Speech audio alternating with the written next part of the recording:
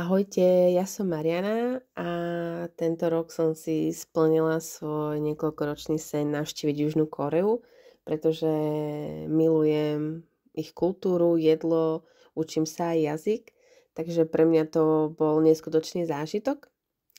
Už len v podstate dýchať ten vzduch.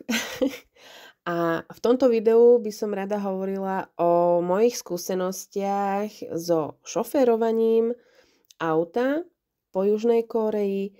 Určite ste videli už mnoho videí, kde sa Južná Kórea prezentuje ako technická veľmoc, všetky možné vymoženosti, zlepšováky a tak ďalej. Tak je to naozaj tak? Na druhej strane vedia niektoré v úvodzovkách problémy riešiť veľmi kreatívnym spôsobom, ktorý by ma takisto niekedy nenapadol, ale to má asi každá krajina a každý národ. A čo sa týka šoferovania, my sme si na 2 dní požičali auto zo spoločnosti Lotte Rental Car. Je to fakt veľká spoločnosť, ktorá má niekoľko pobočiek po celej Južnej Kórei. My sme si požičiavali auto z Busanu, lebo sme sa po ceste smerom do Soulu chceli ešte zastaviť na niekoľkých miestach. Čo cena za požičanie aspoň v Lotte Rental Car obsahuje? Okrem teda cena za požičanie auta na 2 dní, je to počítané v podstate ako na hodiny. My sme si ho požičali v stredu o 10 ráno a 2 dní sa teda počítajú fakt, že 48 hodín, takže sme ho museli vrátiť do piatku do 10 ráno, čo sa nám chvála Bohu podarilo, pretože keby sme to nestihneme, tak sa potom pripočítavanie nie že hodiny, ale v podstate by sa nám pripočítal celý komplet deň, takže sme sa skutočne snažili to do 10 ráno stihnúť. Potom je tam automaticky suma za poistenie auta a pán, keď mi odovzdával auto, tak mi vysvetlil, kde sa čo nachádza a potom mi hovorí, že so škrabancami sa netrápte, máte tam poistenie, toto zabezpečí. Tak to bolo veľmi milé, že majú takýto vlastne taký laxnejší prístup k tomu, však je tam poistenie, tak toto zabezpečí.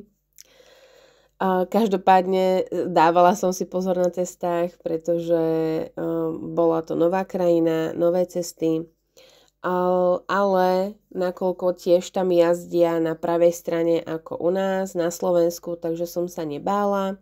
Keby to bolo ako napríklad v Japonsku, kde sa jazdí na ľavej strane, tak by som si netrúfla. Mali sme aj navigáciu v Lotte Car, nám ju aj preinštalovali, teda nastavili do angličtiny. Takže veľmi odporúčam teda, keď sa vydáte na jazdu do Južnej Kórey, tá angličtina je veľmi nápomocná. Určite veľmi nápomocná je aj korejčina, ale tvrdila by som, že všetky dopravné značky, čo sa týka názvy miest alebo rôznych atrakcií, tak sú aj v angličtine, takže sa nemusíte báť. Taktiež tá naša navigácia v aute, všetko nám tam hovorila v angličtine, aj názvy boli v angličtine. V Južnej Kórei nefungujú Google mapy a keď fungujú, tak je to len veľmi, veľmi ohraničené, veľmi nepresné. Takže tak ako asi všetci, čo cestovali do Južnej Kórei, tak odporúčajú si stiahnuť navigáciu Naver Map alebo Kakao Map, ktoré sú teda priamo prispôsobené a určené Južnej Kórei a ich proste doprave. Takže ja to takisto veľmi odporúčam, pretože ja som využívala osobne Naver Maps, pretože tam som si vedela nielen nájsť trasu, či už autom alebo peši, ale vedela som si tam pozrieť aj spoje autobusu alebo metra. Takže určite Naver Maps. Ako som spomínala, mali sme auto požičané na 2 dni. Išli sme z Busanu smerom na Pohang a prespávali sme v Andongu. Andong je taká historická dedinka, ktorá je aj zapísaná v UNESCO, takže tam sme sa boli pozrieť A teda na druhý deň, keď sme prespali v Andongu, tak sme zase po ceste navštívili nejaké atrakcie a končili sme to v Soule, kde sme to auto vrátili. Vrátenie auta vyzeralo tak, že som proste prišla na ich pobočku určenú, ktorú už som mala vopred zarezervovanú, vlastne potvrdenú v systéme aj v zmluve, ktorú sme dostali. A zaparkovala som im tam do garáže a pani so mnou ma tam čakala. Takže čakala na mňa, zaviedla ma dovnútra, rýchlo si len pozrela auto, odfotila si stav kilometrov a teda či je plná nádrž, pretože aspoň mi povedali, že majú tam pravidlo: požičiavame auto s plnou nádržou, tak plnú nádrž musím vrátiť. Takže oni si to skontrolovali. A v podstate nič iné už som ďalej podpisovať nemusela. Na e-mail mi došlo potvrdenie, že som ho vrátila a mohli sme ísť ďalej. Takže fakt odporúčam Lotte Rental Car, pretože fakt komunikácia s nimi, aj to vybavenie, mnoho vecí som si vedela hneď dopredu vybaviť online na ich stránke, vyplniť tam formulár, hneď si zadať aj presne, aké konkrétne auto chcem, či manuál alebo automat. Ja som mala osobne automata a bola to veľká pomoc, pretože som sa fakt nemusela sústrediť na radenie, ale mohla som sa sústrediť na tú cestu a na navigáciu, pretože pre mňa tak, jak to bolo všetko nové, tak ten automat bol veľká pomoc pre mňa. A to auto, ktoré sme mali požičané, Hyundai Avante, milujem, zalúbila som sa, takže ak mi ho chce niekto darovať, určite sa poteším.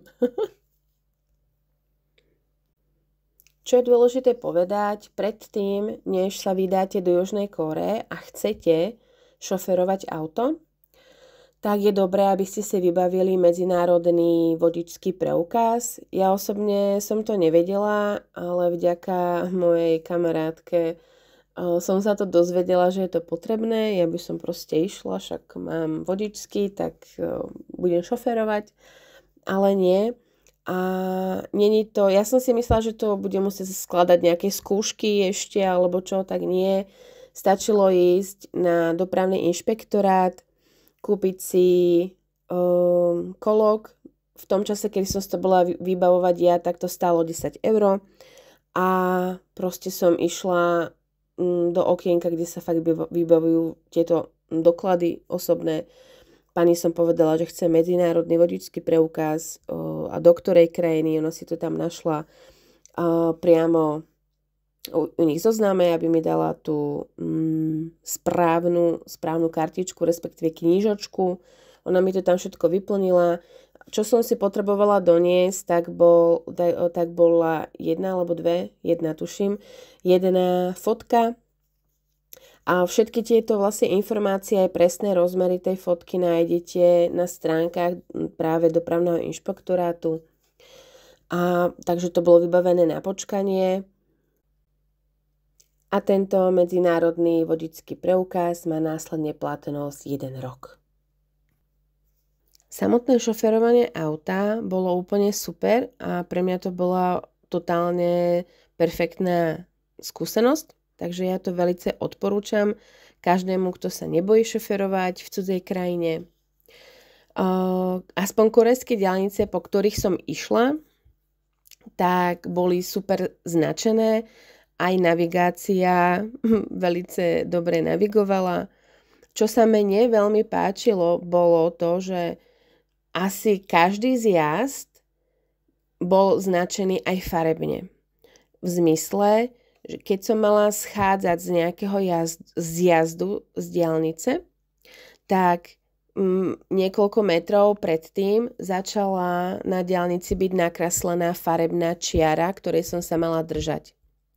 A to isté mi aj hlásila navigácia, že použite zjazd ten a držte sa zelenej čiary, držte sa ružovej čiary.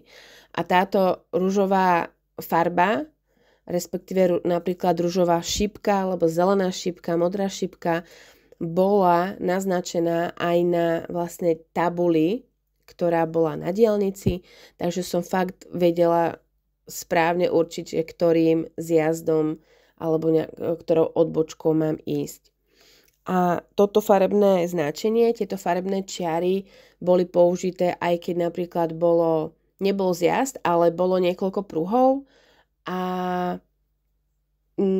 potrebovali povedať, že tento pruh je treba na toto mesto, tento pruh je na toto mesto alebo čokoľvek, tak aj tam použili toto farebné značenie a všimla som si tieto farebné značky aj priamo v meste, kde práve tiež značili smerovanie pruhov, že nie len, jak sme zvyknutí, že sú značené bielou prirušovanou čiarou, ale že tam boli ešte navyše aj tieto farebné značky a to veľmi, veľmi pomáhalo mne a myslím, že asi všetkým to pomáha, ktorí tam šoferujú.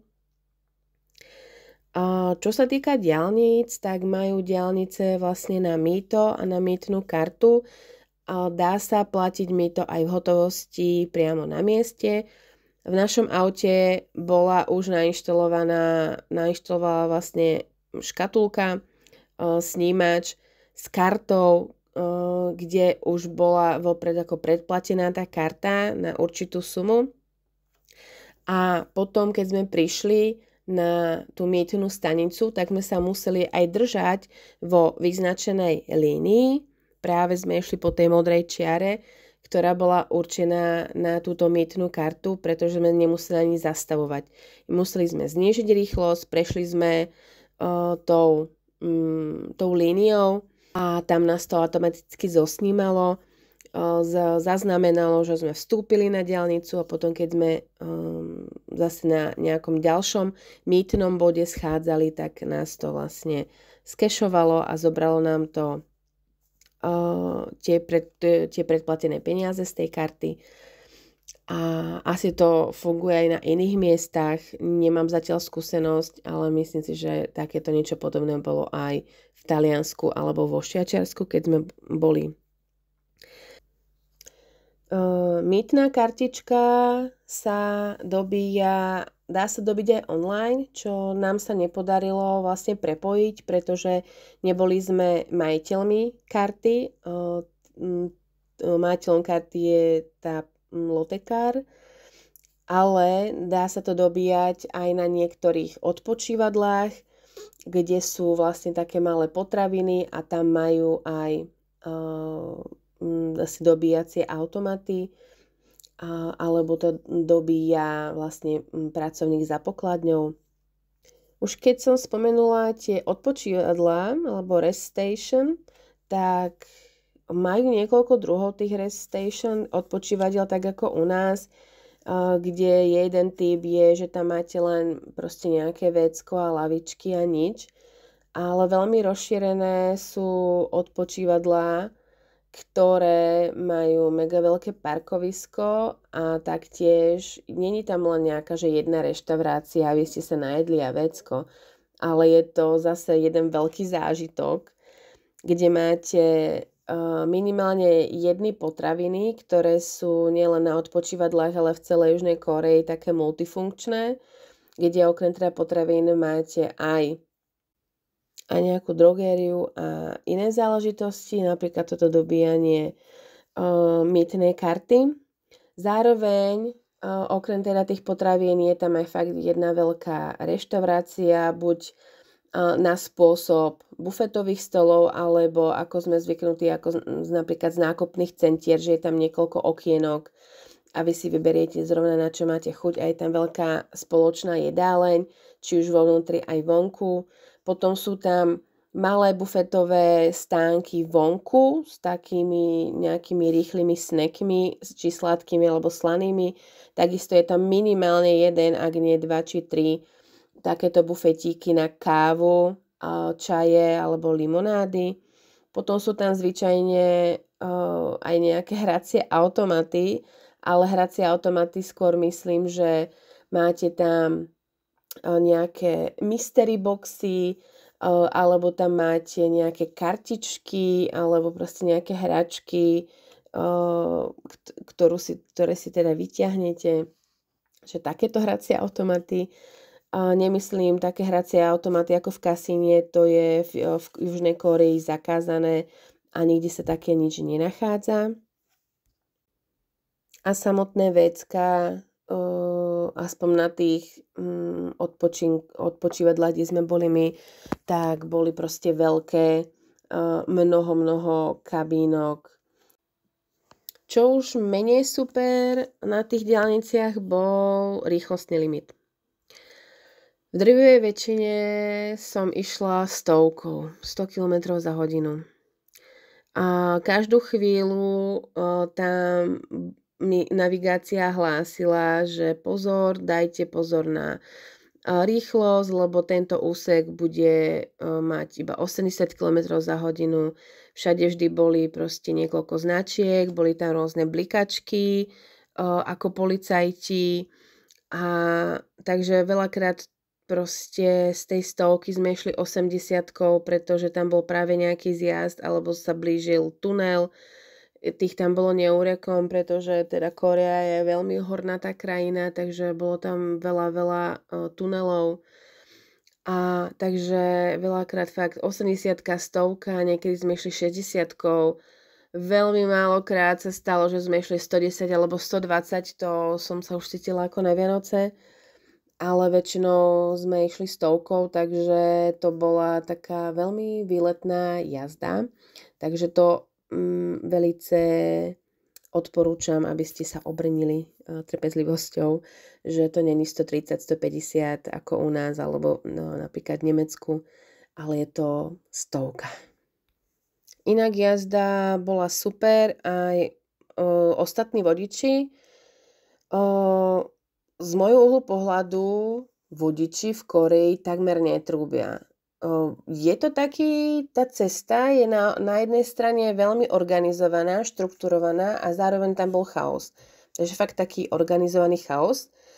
Auta sa neustále predbiehali zľava doprava, v kuse si niekedy proste z bočných uličiek vchádzali do trasy, ale proste ľudia zastavili a netrúbili. Už keď trúbili, tak to sa musel stať nejaký veľmi veľký kiks, alebo proste neviem čo. Ale inak fakt netrúbili, že mali navzájom ten rešpekt, trpezlivosť a asi vnímali to, že proste každý sa potrebujeme niekam dostať, tak sa veľa proste púšťali a rešpektovali. To bolo pre mňa super. A zároveň bolo fajn, že auto, asi takmer každé auto v Kórei, mali nielen to, že mali také dimené zadné sklá, ale aj predné sklá ako v šoféri a dokonca do veľkej miery bolo dimené aj predné sklo, čelné, takže som vôbec nepotrebovala slnečné okuliare počas šoférovania a taktiež potom večer som nemala pocit, že ma oproti idúce auta osloňujú, čo bolo proste mega super pocit. A druhá vec, čo som si uvedomila, čo bola pre mňa taká zvláštna, je, že nemala som žiadnu mušku na čelnom skle. Neviem, ako je to možné, či to sklo má sebe nejakú elektriku, ktoré tie mušky odháňa, alebo čo, alebo robia nejaké postreky, ale fakt, že žiadne mušky ma proste neotravovali a nepristáli na čelnom skle, ale za to komáre ma stihli poštípať, keď sme boli vonku v prírode. Počas šoferovania, čo tam bolo také špecifické, tak autá, keď proste išli po ulici, tak na okraji v tom pravom pruhu zvykli zastať proste kedykoľvek, hocikde. Nielen taxikári sa proste vopchali kade tade, aby zastali zákazníkom, čo je zase na jednej strane milé, ale v podstate fakt sa vedeli postaviť do akéhokoľvek pruhu, teda v toho pravého, kdekoľvek zastať, to je jedno, aká to bola frekventovaná ulica, proste zastavili. Takže možno ste niekedy to videli aj v korejských filmoch či drámach, že proste ide auto a zrazu len tak zastane. Tak není to vymysel, naozaj to robili. Takže za tie 2 dní som našoferovala takmer 1000 kilometrov a ja len velice odporúčam, ak budete cestovať do Južnej Kórey a chcete si požičať auto, odporúčam. Určite sú aj iné spoločnosti než Lotte Rental Car. Mne sa páčila táto, takže určite keď si pogooglite, nájdete aj iné možnosti. Ja osobne odporúčam Lotte Rental Car a určite by som si od nich požičala aj na budúce, keď pôjdem do Južnej Korei. Inak, čo sa týka dopravných značiek, tak sú na 90% rovnaké, aké poznáte či už zo Slovenska alebo z Európy. Majú nejaké svoje špecifické značky, ktoré je fajn, keď si dopredu pozriete, aby ste vedeli teda, čo znamenajú, ale dajú sa veľakrát veľmi intuitívne rozoznať alebo teda vyčítať, čo to znamená. Majú veľakrát špeciálne dedikované línie, či už napríklad na otáčanie sa, keď sa otáča vlastne do účka, kvázi do protismeru. Prípadne majú tam veľa línií pre autobusov alebo teda aj cyklistov. Semafory, čo som si musela trošku na to zvyknúť, tak semafory veľakrát mali nie vertikálne, ale horizontálne, niekoľko vedľa seba, takže som musela dávať veľký pozor, že ktorý semafor je pre mňa. Takže na to upozorňujem, ale inak to bolo veľmi intuitívne a keď som sa aj veľakrát musela preraďovať zľava doprava, tak ma púšťali v pohode, dostala som sa. Stres som mala samozrejme, pretože to bolo pre mňa všetko nové, ale napriek tomu všetci boli v pohode, ohľaduplní, nebola žiadna nehoda a takže ja som len nadšená, odporúčam. Chcela som v tomto videu aj spomenúť niečo o MHDčke ešte viacej, ale už vidím, že toto video je strašne dlhé, takže spravím druhé video, ktoré sa bude priamo zameriavať na hromadnú dopravu v meste. Ja mám teda skúsenosti zo Soulu a z Busanu, ale myslím si, že aj vo zvyšku Korei to bude dosť podobné, ak nie úplne rovnaké. Takže sa vidíme v ďalšom videu. Dúfam, že toto video bolo pre vás niečím prínosné. Prípadne vás to inšpirovalo, povzbudilo, aby ste išli taktiež na výlet do Južnej Kórey a požičali si tam auto. Budem rada, keď so mnou zazdielate vaše skúsenosti, či už ste boli v Južnej Kórei, prípadne či ste si aj požičali auto a aké to bolo. A vidíme sa v ďalšom videu. Ahojte!